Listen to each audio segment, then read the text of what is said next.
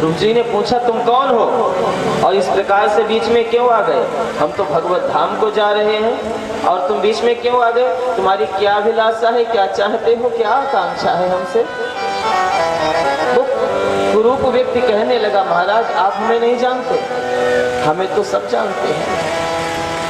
मेरा नाम मृत्युदेव है और इस संसार का नियम है कि जो भी यहाँ पैदा हुआ है ना, उसको हमें वर्ण करना ही पड़ेगा।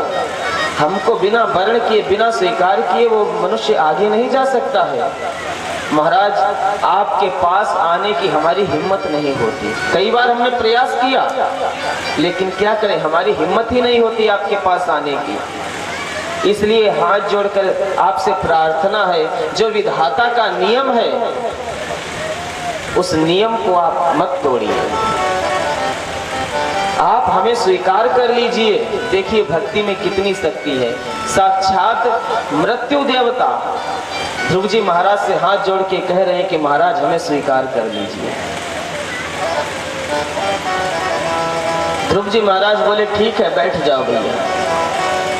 मृत्यु देवता बैठ गए। मृत्यो मूर्ध्नि पदम दत्वा आरुरोहाद्भुतं गृहम्।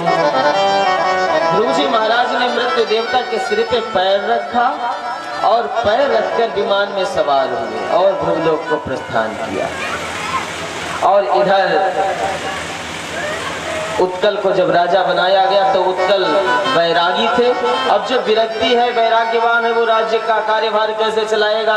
मंत्रियों ने क्या किया, उत्कल को गद्दी से हटा दिया और जो ध्रुव जी महाराज की दूसरी पत्नी थी भ्रमी, उनसे एक पुत्र था वत्सर जिसका नाम है, उसको राजा बना दिया, उत्कल को हटा दिया। कहते हैं कि आगे चलकर इन्हीं के वंश में एक अंग नाम का राजा हुआ। ध्रुव जी के वंश में अंग नाम का राजा हुआ। अंग ने मृत्यु देवता की पुत्री सुनीता से विवाह किया। महाराज अंग यज्ञ कराते हैं, लेकिन यज्ञ में जो आहुति देते, जो भाग है, वो देवता स्वीकार नहीं करते।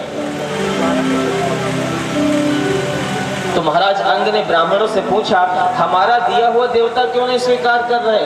हमें क्या कमी है? हमारा इतना अच्छा कुल है, इतना अच्छा वंश है, परम भक्त ध्रुव जी के वंश में हम पैदा हुए, देवता आखिर हमारा स्वीकार क्यों नहीं करते? ब्राह्मणों ने कहा, महाराज तुम्हारे कोई पुत्र नहीं है, पुत्र दुराचारी और दुष्ट निकला जिसका नाम वेन है।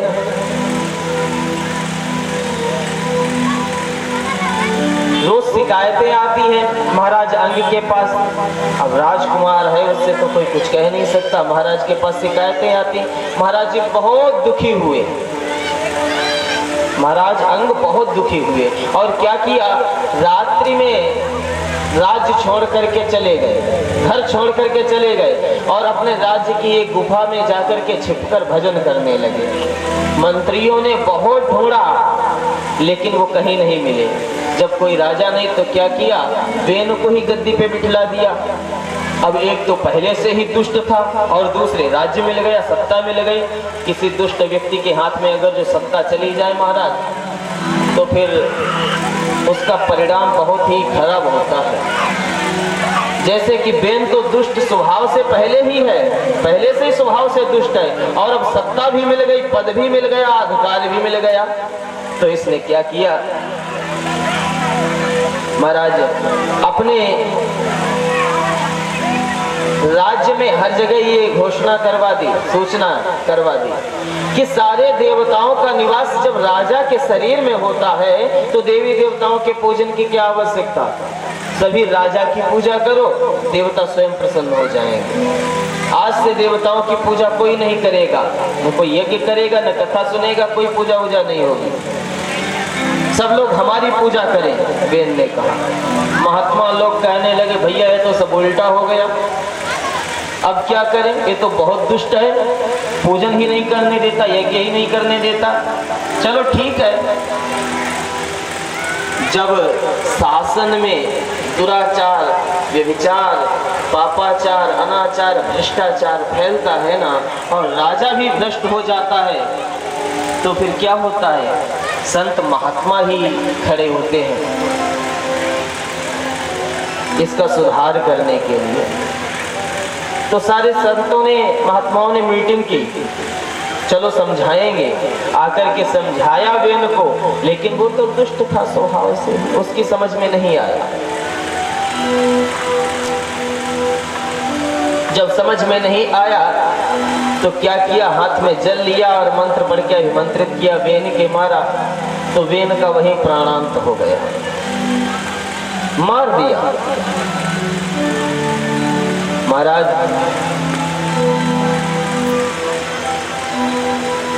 कहते हैं कि जब धर्म के अंदर राजनीति का प्रवेश होता है, धर्म में जब राजनीति आती है तब यही स्थिति होती है। संत नीति के अंदर धर्म होना चाहिए, लेकिन आज के समय में राजनीति के अंदर धर्म नहीं रहा है, बल्कि धर्म के अंदर राजनीति आ गई है।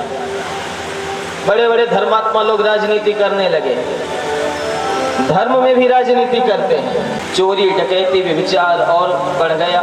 जब राजा ही नहीं रहा, बोले अब क्या करें, बोले व्यवस्था हमने बिगाड़ी है और हमें व्यवस्था बनाएंगे। बेन के शरीर का मंथन किया। यहाँ पर प्रश्न करते हैं कि ध्रुव जी का इतना पावन पवित्र वंश, और उस वंश में ये बेन जैसा दुराचारी दुष्ट कैसे पैदा हो गया।